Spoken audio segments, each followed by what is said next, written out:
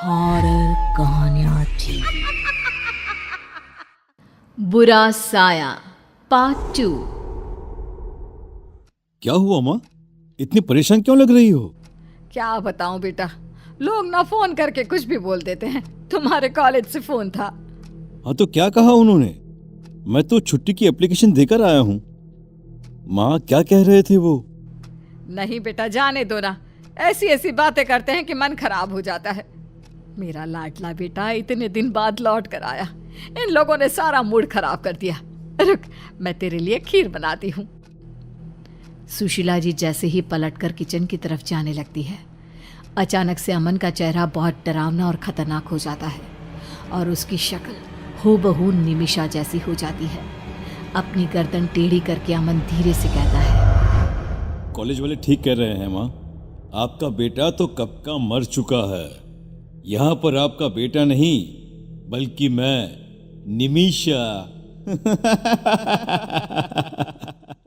थोड़ी देर के बाद, ये ले, तेरी पसंद की खीर बनाई है, अब जल्दी से खा ले बेटा। मैं बस अभी रसोई में बर्तन धोकर आती हूँ। ठीक है माँ, मैं ये सारी खीर खा लेता हूँ। मुझे तो खीर वैसे भी बहुत पसंद है। सुशीला जी रसोई से बाहर आती है। ला जल्दी से ये बर्तन दे दे मुझे। सुशीला जी अमन के हाथ से खाली कटोरी लेकर रसोई में धोने के लिए जाती है। तभी उनकी नज़र कटोरी पर पड़ती है। उसमें बची हुई चावल लाल हो चुकी थी। अरे ये क्या, मैंने तो अमन को खीर खाने के लिए दी थी, लेकिन खीर के बचे हुए 2-4 चावल लाल रंग के कैसे हो गए? कहीं अमन के मुंह में कोई चोट तो नहीं लगी? सुशीला जी दौड़कर रसोई से बाहर आती है, लेकिन वो देखती है कि अमन वहां पर नहीं था। सुशीला जी उसके कमरे में जाती है।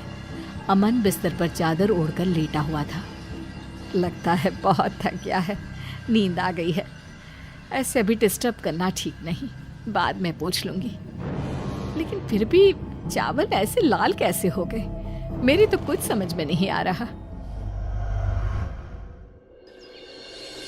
अगली सुबह जब सुशीला जी अमन के कमरे की तरफ जाती है तो उनकी नज़र बिस्तर से नीचे लटक रहे लंबे बालों पर पड़ती है।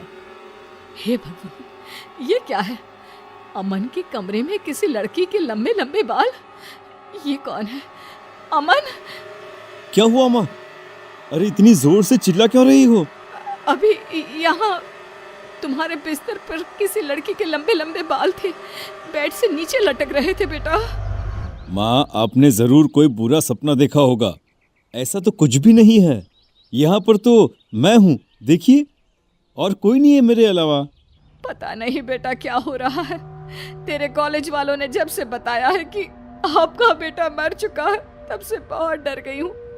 मैं कल से बस वही सब सोचने में लगी हुई थी, शायद इसलिए मुझे ऐसा लगा होगा। तो असली बात ये है, इसलिए आप इतनी परेशान हैं।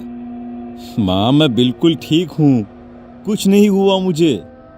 भगवान तुझे हमेशा खुश रखे बेटा। पूरा दिन निकल जाता है। रात को लगभग 10 बजे सुशीला जी के मोहल्ले में जोर जोर से शोर मचने लगता है। सुशीला जी घर से बाहर निकल कर आती हैं। अरे क्या हुआ, आप लोग इतना चिल्ला क्यों रहे हैं? अरे गजब हो गया, हमारे पड़ोस में रहने वाला महेश है ना, किसी ने उसे जान से मार दिया। अरे ऐसे कैसे? लेकिन इससे पहले तो कभी इस तरह की कोई घटना नहीं हुई। किसने मारा और कहाँ मारा महेश को? अरे सुशीला बहन, गर्दन काट कर खा गया है कोई। ऐसा लगता है जैसे किसी भेड़िए का काम है। भेड़िया? इंसानों की बस्ती में भेड़िया क्या करने के लिए आएगा? ये आप कैसी बातें कर रहे हैं भाई साहब? अरे सुशीला जी वो सही कह रहा है, खिड़की दरवाजे अच्छे से बंद करके सोइए। भगवान जाने कौन सी आफत आई है अब। जानती है, महेश के शरीर का सारा खून पी लिया था उस भेड़िए ने। सूखा कंकाल पड़ा मिला है। अभी थोड़ी देर पहले तो मैंने उसे देखा था, लगभग 8 बजे के आसपास दुकान से लौट कर आ रहा था और उसके बाद अपने ही घर के बाहर इस हालत में मिला है। भगवान भला करे, ऐसा कौन हत्यारा आ गया हमारे मोहल्ले में? अच्छे से दरवाजा बंद करके सो जाती हूँ। माँ आपको डरने की कोई जरूरत नहीं है, मैं हूं ना आपके पास। अच्छा ठीक है बेटा, तू अपने कमरे में जाकर सो जा, मैं भी जाकर सो जाती हूँ। सुशीला जी डर के मारे अपने कमरे में जाकर चुपचाप सो जाती है। अगली सुबह जल्दी उठती है और घर के काम करने लगती है। अमन अभी तक अपने कमरे में सोया हुआ था। सुशीला जी कपड़े धोने लगती है और तभी अचानक उनकी नजर अमन की शर्ट पर लगे खून के धब्बों पर पड़ती है। ये आजकल क्या हो रहा है? कहीं अमन को कोई बीमारी तो नहीं हो गई? पहले उसकी कटोरी में खून था और अब उसकी शर्ट पर खून के धब्बे लगे हुए हैं। आखिर बात क्या है? जाकर देखती हूँ। सुशीला जी चुपचाप अमन के कमरे की तरफ गई। उन्होंने देखा कि बेड पर कोई लड़की थी जिसके लंबे लंबे बाल लहरा रहे थे। उसका चेहरा दूसरी तरफ था। ये देखकर सुशीला जी बुरी तरह से डर जाती हैं। कौन हो तुम? कौन हो? और यहाँ मेरे बेटे के कमरे में क्या कर रही हो? तभी अचानक से वो लड़की पलट कर देखती है। वो लड़की और कोई नहीं बल्कि निमिषा थी, लेकिन आवाज अमन जैसी थी। निमिषा अमन की आवाज में बात करती है। क्या हुआ माँ? आप इतनी हैरान क्यों हैं? आप चाहती थी ना मैं लंदन से वापस आ जाऊं, तो मैं आ गया, लेकिन मरने के बाद। पागल हो गए हो तुम? और तुम कौन हो? तुम्हारा चेहरा मेरे बेटे से मिलता है। कहाँ है मेरा अमन? माँ, मैं अमन ही तो हूँ, बस मेरा शरीर निमिषा का हो गया है।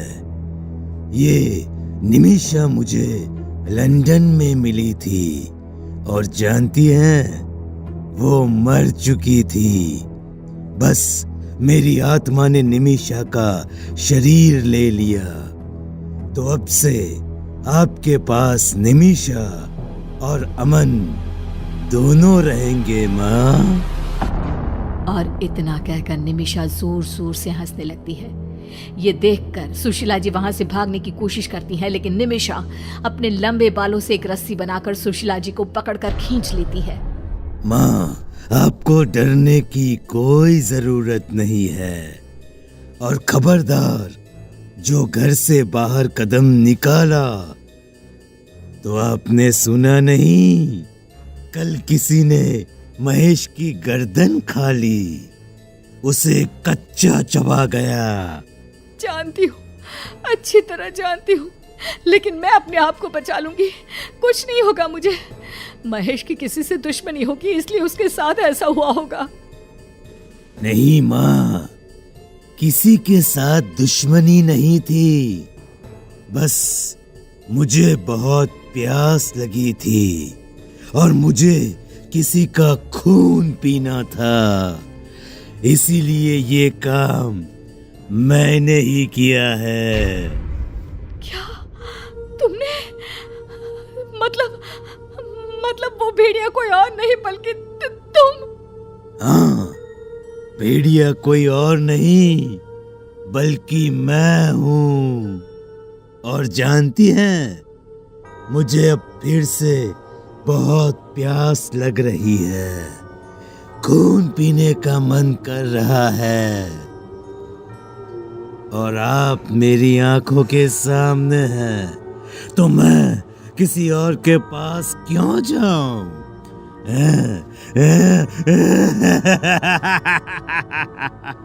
इसके बाद निमिषा एक झटके से सुशीला जी की गर्दन काट देती है और उनका खून पी जाती है।